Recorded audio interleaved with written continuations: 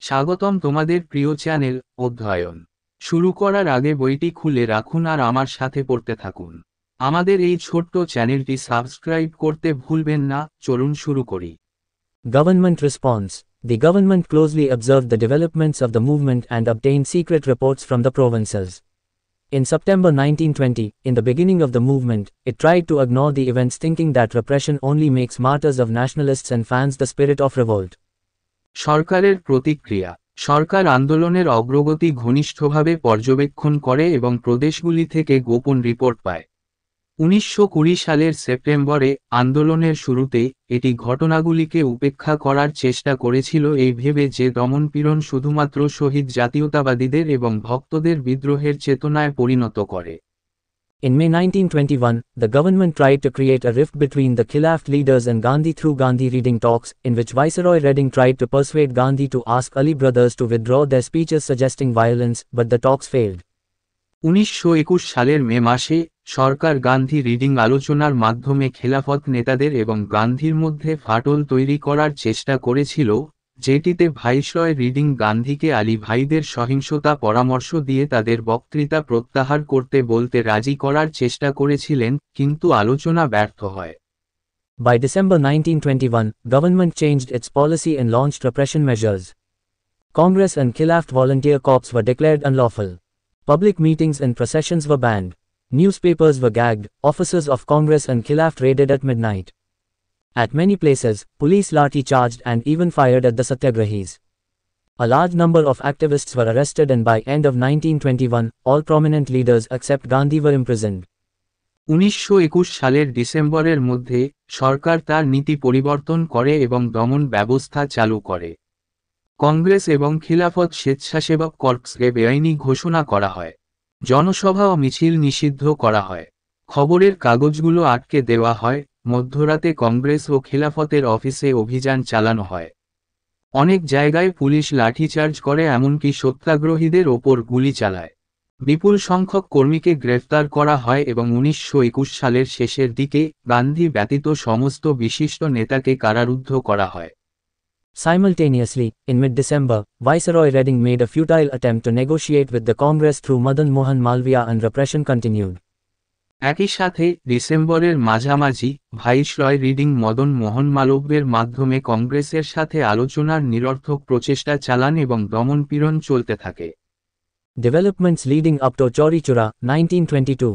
The government showed no signs of relenting and Gandhi came under tremendous pressure to start the civil disobedience movement as laid down under the program of non-cooperation movement. চৌরি চৌরা পর্যন্ত অগ্রগতি। 1922 সরকার নীরব হওয়ার কোন লক্ষণ দেখায়নি এবং গান্ধী অসহযোগ আন্দোলনের কর্মসূচির অধীনে আইন অমান্য আন্দোলন শুরু করার জন্য প্রচণ্ড চাপের মুখে পড়েন। In December 1921, at Ahmedabad Congress session, presided by C.R. Das while still in jail, with Hakim Ajmal Khan as the acting president, the party appointed Gandhi as the sole still authority on the issue. 1921 সালের ডিসেম্বরে আহমেদাবাদ কংগ্রেসের অধিবেশনে জেলে থাকাকালীন CR দাসের সভাপতিত্বে হাকিম আজমল খান ভারপ্রাপ্ত সভাপতি ছিলেন। পার্টি গান্ধীকে এই ইস্যুতে একমাত্র কর্তৃপক্ষ হিসাবে নিযুক্ত করেছিল। In January 1922, Mo All Parties Conference was held where Gandhi shared his assessment of the non-cooperation movement and built a consensus on his views. On 1 February, Gandhi sent an ultimatum to the Viceroy threatening him with mass civil disobedience unless government repression was abandoned and political prisoners were released. The Viceroy was unmoved and left Gandhi with no choice.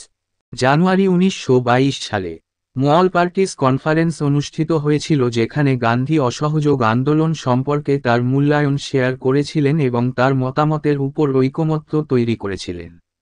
1 ফেব্রুয়ারিতে গান্ধী ভাইসরয়ের কাছে একটি ultimatum পাঠান যাতে সরকারি দমনপীড়ন পরিত্যাগ না করা হয় এবং রাজনৈতিক বন্দীদের মুক্তি না দেওয়া হয় তাহলে তাকে ব্যাপক আইন অমান্য করার হুমকি দেন। ভাইসরয় অচল ছিলেন এবং গান্ধীকে কোন উপায় না রেখে চলে যান। Gandhi decided to begin mass civil disobedience and no tax campaign from Bardoli Talukar of Surat district, and the 5th of February 1922 was fixed as the date of the launch. The Congress had, by now, granted permission to the PCCs to start mass civil disobedience wherever the people were ready. No tax movements were already sanctioned in Midnapur in Bengal and Chirala Pirala and Pedanandipadu in Andhra. However, It seems Bardoli was fated to wait another 6 years to play its role in the national movement. Gandhi Surat জেলার বারদলী তালুকা থেকে গণ আইন অমান্য ও করবিহীন প্রচারাভিযান শুরু করার সিদ্ধান্ত নিয়েছিলেন এবং 1922 সালের 5ই ফেব্রুয়ারি প্রবর্তনের তারিখ হিসাবে স্থির করা হয়েছিল। কংগ্রেস এখন পর্যন্ত যেখানেই গণ আইন অমান্য শুরু করার অনুমতি দিয়েছিল, লোকেরা প্রস্তুত ছিল। বাংলার মেদিনীপুর এবং অন্ধ্রের চিরালা পিরালা এবং পেদানন্দিপাদুতে নো ট্যাক্স আন্দোলন ইতিমধ্যেই অনুমোদিত হয়েছিল। তবে জাতীয় আন্দোলনে ভূমিকা রাখতে আরও 6 বছর অপেক্ষা করতে হয়েছে বলে মনে হয় বারদলীর। On the 5th of February 1922, the day when civil disobedience was to be launched, the Chauri Chura incident took place and changed the whole situation. At Chauri Chura, in Gorakhpur district of UP, a mob of angry peasants attacked a local police station and set it on fire, killing 22 policemen. Shocked by this incident of violence, Gandhi withdrew the movement. Read ahead in detail about the decline of the movement. 1922 সালের 5ই ফেব্রুয়ারি, যেদিন আইন অমান্য শুরু হওয়ার কথা ছিল, চৌরি চৌরা ঘটনাটি ঘটে এবং পুরো পরিস্থিতি পাল্টে দেয়। ইউপির গোরখপুর জেলার চৌরি চৌরাতে বিক্ষুব্ধ কৃষকদের একটি জনতা একটি স্থানীয় থানায় আক্রমণ করে এবং আগুন ধরিয়ে দেয়, এতে 22 জন পুলিশ নিহত হয়। সহিংসতা এই ঘটনায় হতবাক, গান্ধী আন্দোলন প্রত্যাহার করেন। আন্দোলনের পতন সম্পর্কে বিস্তারিত পড়ুন। Extent of participation. The non-cooperation movement was the first attempt at an all-India mass struggle, and it commanded the support and sympathy of vast sections Indian people including peasants, workers, artisans, shopkeepers, traders, professionals and white-collar employees. অংশগ্রহণের পরিমাণ। অসহযোগ আন্দোলন ছিল সর্বভারতীয় গণসংগ্রামের প্রথম প্রচেষ্টা এবং এটি কৃষক, শ্রমিক, কারিগর, দোকানদার, ব্যবসায়ী, পেশাজীবী এবং হোয়াইট কলার কর্মচারী সহ বিশাল অংশের ভারতীয় জনগণের সমর্থন ও সহানুভূতির নির্দেশ দেয়। Middle class. The middle class provided initial leadership to the movement, but they had a lot of reservations regarding Gandhi's program. In traditional centers of elite politicians like Calcutta, Bombay and Madras, the response was very limited and there was lukewarm response towards boycott of titles and government jobs. মধ্যবিত্ত। মধ্যবিত্তরা আন্দোলনের প্রাথমিক নেতৃত্ব প্রদান করেছিল, কিন্তু গান্ধীর কর্মসূচি নিয়ে তাদের অনেক আপত্তি ছিল। কলকাতা, বম্বে এবং মাদ্রাজের মতো অভিজাত রাজনীতিবিদদের ঐতিহ্যবাহী কেন্দ্রগুলিতে প্রতিক্রিয়া খুব সীমিত ছিল এবং উপাধি এবং সরকারি চাকরি বর্জনের প্রতি উষ্ণ প্রতিক্রিয়া ছিল। Indian business group. The big businessmen kept away from the movement as they were afraid of labor unrest in the factories. But the regular businessmen extended support to economic boycott, particularly the textile industry, which had benefited from the promotion of Swadeshi. ভারতীয় ব্যবসায়ী গোষ্ঠী বড় ব্যবসায়ীরা কারখানায় শ্রমিক অসন্তোষের ভয় আন্দোলন থেকে দূরে ছিলেন, কিন্তু নিয়মিত ব্যবসায়ীরা অর্থনৈতিক বয়কটের প্রতি সমর্থন বাড়িয়েছিল, বিশেষ করে বস্ত্র শিল্প যা স্বদেশীর প্রচারে উপকৃত হয়েছিল। Comparative newcomers in Indian politics like Rajendra Prasad in Bihar and Vallabhbhai Patel in Gujarat found expression of their aspirations in Gandhian movement and extended solid support to Gandhi. ভারতীয় রাজনীতিতে তুলনামূলক নোবাগতরা যেমন বিহারের রাজেন্দ্র প্রসাদ এবং গুজরাটে বল্লভভাই প্যাটেল গান্ধীবাদী আন্দোলনে তাদের আকাঙ্ক্ষার প্রকাশ খুঁজে পেয়েছেন এবং গান্ধীর প্রতি দৃঢ় সমর্থন দিয়েছেন। Women and students. The response from women and students was very encouraging. Women joined the movement in large number and participated in various forms. They picketed shops selling foreign cloth and liquor. They gave up purdah and offered jewelry for Tilak Fund. Students participated in massive number. Thousands of them left government school and college and joined national school and college like Kashi Vidyapith, Gujarat Vidyapith and Jamia Millia Islamia of Aligarh. Jamia was established in October 1920 at Aligarh as the new National Muslim University on the demand of some students of AMU who felt that AMU had a pro-British stance that came into existence during this time. Dr. Zakir Hussain, Acharya Narendra Dev and Lala Lajpat Rai were among many distinguished teachers at these national institutions.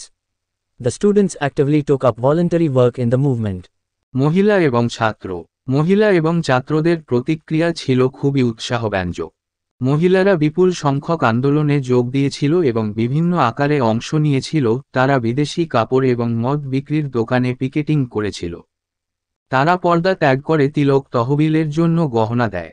ছাত্ররা বিপুল সংখ্যক অংশগ্রহণ করে, তাদের মধ্যে হাজার হাজার সরকারি school ও college ছেড়ে কাশী বিদ্যাপীঠ, গুজরাট বিদ্যাপীঠ এবং আলিগড়ের জামিয়া মিলিয়া ইসলামিয়ার মতো জাতীয় স্কুল ও কলেজে যোগ দেয়। জামিয়া 1920 সালের অক্টোবরে আলিগড়ের নতুন জাতীয় মুসলিম বিশ্ববিদ্যালয় হিসাবে প্রতিষ্ঠিত হয়েছিল। এমইউ এর কিছু ছাত্র যারা মনে করেছিল যে এমইউর ব্রিটিশপন্থী অবস্থান ছিল, যেটি এই সময়ে অস্তিত্ব লাভ করেছিল। ডক্টর জাকির হুসেন, আচার্য নরেন্দ্র দেব এবং লালা লাজপত রায় এই জাতীয় প্রতিষ্ঠানের অনেক বিশিষ্ট শিক্ষক ছিলেন। ছাত্ররা সক্রিয়ভাবে আন্দোলনে স্বেচ্ছাসেবী কাজ করে। Peasants and workers. The massive participation of peasants and workers was the most remarkable aspect of the non-cooperation movement that turned it into a real mass movement. কৃষক ও শ্রমিক। কৃষক ও শ্রমিকদের ব্যাপক অংশগ্রহণ ছিল অসহযোগ আন্দোলনের সবচেয়ে উল্লেখযোগ্য দিক, যা একে সত্যিকারের গণ আন্দোলনে পরিণত করেছিল। Dr. Zakir Hussain, 1897 to 1969, a product of Aligarh Muslim University and founder member of Jamia Millia Islamia, Dr. Zakir Hussain was a great educationist of his time. He served as the third president of independent India, 1967 to 69, was the first Muslim president and was awarded the Bharat Ratna in 1963. ড. জাকির হোসেন 1897 থেকে 1969 আলিগড় মুসলিম বিশ্ববিদ্যালয়ের একটি পণ্য এবং জামিয়া মিলিয়া ইসলামিয়ার প্রতিষ্ঠাতা সদস্য। ড. জাকির হোসেন তার সময়ের একজন মহান শিক্ষাবিদ ছিলেন। তিনি স্বাধীন ভারতের তৃতীয় রাষ্ট্রপতি 1967 থেকে 69 হিসাবে দায়িত্ব পালন করেছিলেন। তিনি প্রথম মুসলিম রাষ্ট্রপতি ছিলেন এবং 1963 সালে ভারতরত্ন প্রদান করেছিলেন। Spread of the movement and local variations. The year 1921 was marked by numerous protests against the British Raj in India, and the non-cooperation movement undoubtedly saw a huge response from different parts of the country. The spatial spread of the movement was nearly nationwide. Areas that were particularly active were UP, Bihar, Orissa, Assam and even Bombay. However, the response to the movement remained relatively weak in traditional areas of Indian politics such as Bengal, Maharashtra and Madras. There was also significant local variation in terms of expression of the movement due to link up with local grievances. Instructions of the Congress were not also always followed. আন্দোলনের বিস্তার এবং স্থানীয় বৈচিত্র্য।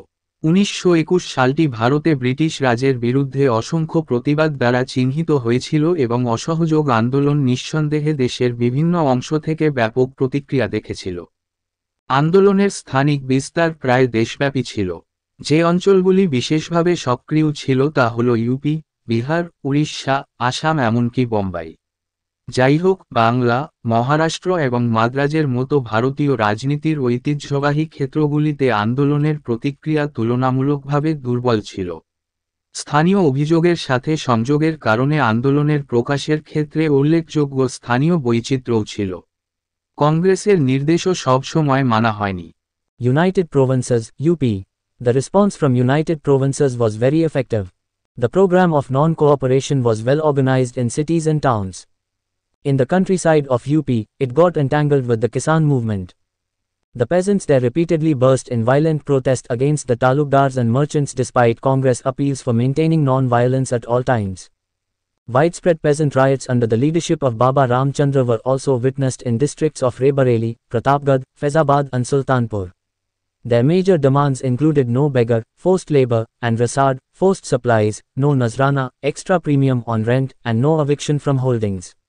In late 1921, the Ekka movement, another strong peasant outburst, took place under the leadership of radical leader Madari Pasi. United প্রদেশ, UP. United Province থেকে প্রতিক্রিয়া খুব কার্যকর ছিল।